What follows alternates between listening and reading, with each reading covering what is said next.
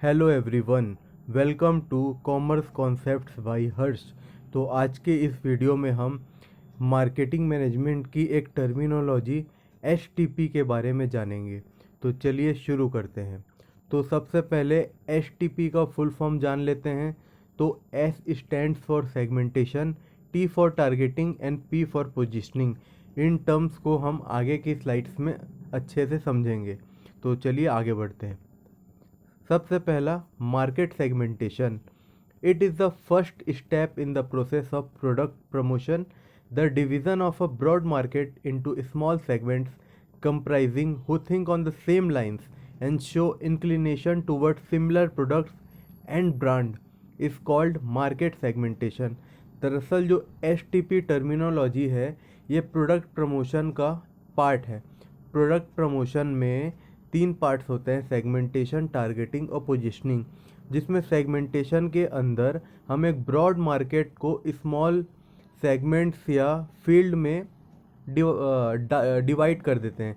इससे होता क्या है, जो मार्केटर्स होते हैं उनको एक ऐसी पॉपुलेशन मिल जाती है जिसके अकॉर्डिंग वो अपनी फ्यूचर मार्केटिंग पॉलिसीज़ को बना सके। इस प्रकार मार्केट सेगमेंटेशन में मार्केटर्स अपने राइट मार्केट को अपने प्रोडक्ट के अकॉर्डिंग आइडेंटिफाई कर पाते हैं। मार्केट सेगमेंटेशन करने के लिए मार्केटर्स बहुत सारे बेसिस का यूज करते हैं, जैसे डेमोग्राफिक्स के अकॉर्डिंग सेगमेंट को डिवाइड करना, या एज के अकॉर्डिंग, या जियोग्राफिक रीजन के अकॉर्डिंग भी मार्केट को सेगमेंट किया जा सकता है। तो आगे बढ़ते हैं। Features of market segmentation. जो मार्केट का सेगमेंटेशन होता है तो जो पर्टिकुलर सेगमेंट होता है उसके कुछ फीचर्स होते हैं। For an example, measurable.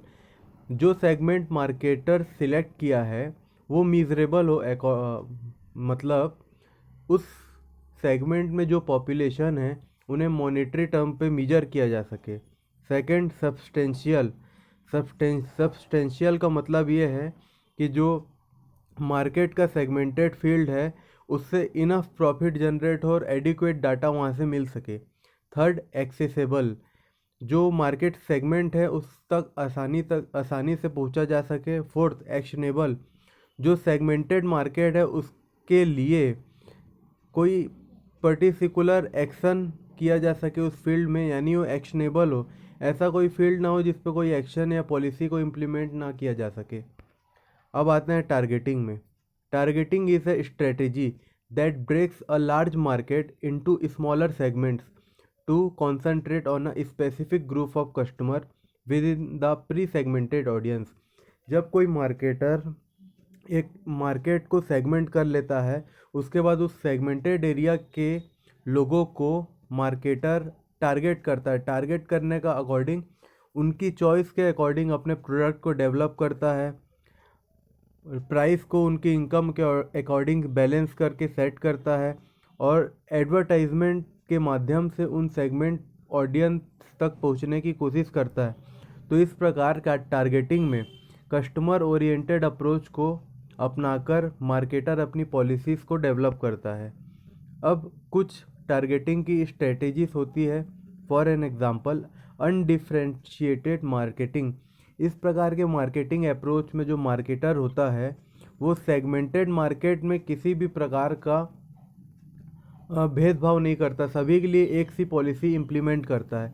जैसे इंडियन मार्केट के लिए सेम पॉलिसीज़ को अडॉप्ट करेगा, उसे नॉर्थ, ईस्ट, वेस्ट या साउथ के ब्लॉक में डिवाइड नहीं करेगा। सेकंड आता है डिफरेंशिएटेड मार्केटिंग। डिफरेंशिएटेड मार्केटिंग में जो मार्केटर होता है वो किसी भी पर्टिकुलर सेगमेंट को अलग अलग हिस्सों में बांटकर उसके अकॉर्डिंग पॉलिसीज़ बनाता है। फॉर एन एग्जांपल, जैसे इंडियन मार्केट है तो नॉर्थ के लिए अलग स्ट्रेटेजी, साउथ के लिए अलग, नॉर्थ ईस्ट के लिए अलग, तो कुछ इस प्रकार का। थर्ड आता है कॉन्सेंट्रेटेड मार्केटिंग। कॉन्सेंट्रेटेड मार्केटिंग में एक स्पेसिफिक ग्रुप या सेगमेंट के भी एक छोटे से हिस्से को ही टारगेट किया जाता है। फोर्थ आता है माइक्रो मार्केटिंग। माइक्रो मार्केटिंग एक छोटे रूप में मार्केटिंग या टारगेटिंग की एक ऐसी पॉलिसी है जिसके अकॉर्डिंग एक लोकल बॉडी या इंडिविजुअल को ही टारगेट कर उसके अकॉर्डिंग पॉलिसीज़ को डेवलप किया जाता है और उन्हें टारगेट किया जाता है ताकि वो हमारे मार्केटिंग मैनेजमेंट के चैनल से जुड़ सके। अब आगे आते हैं पोजीशनिंग में। Positioning means the activity of making position और image in the minds of customers. Positioning is the process of portraying a picture of company's product and its customer relation in the minds of company. According to Philip Kotler, positioning is the act of designing the company's offering and image to occupy a distinct place in the target's mind।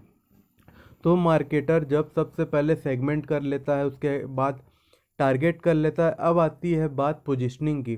तो जैसे कि हमने बताया कि targeting में product को customer oriented approach पे develop किया जाता है।